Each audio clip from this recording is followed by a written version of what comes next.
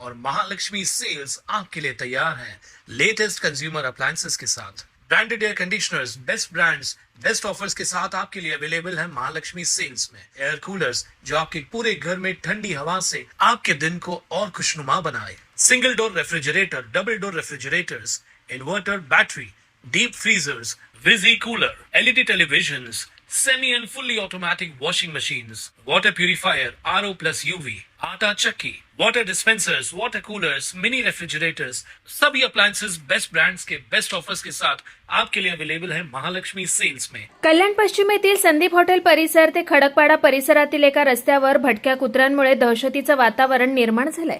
या भटक्या कुत्र्याने तब्बल 125 ते 150 नागरिकांना चावा घेतल्याची माहिती समोर आली आहे।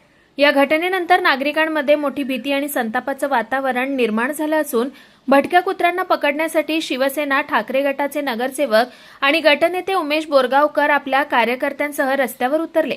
विशेष म्हणजे भटक्या कुत्र्याचा शोध घेण्यासाठी खडकपाडा पोलीस आणि महात्मा फुले पोलीस ठाण्याचे पोलीस कर्मचारीही रात्रभर परिसरात फिरत होते।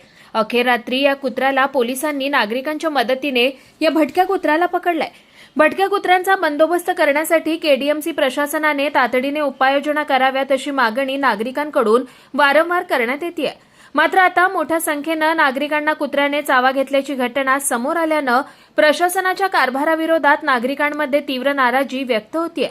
या घटनेमुळे संदीप हॉटेल ते खडकपाडा परिसरातील नागरिकांमध्ये भीतीचं वातावरण असून भटक्या कुत्र्यांचा तातडीने बंदोबस्त करण्याची मागणी जोर धरू लागली आहे। कुणाल म्हात्रे, स्वानंद मीडिया, कल्याण।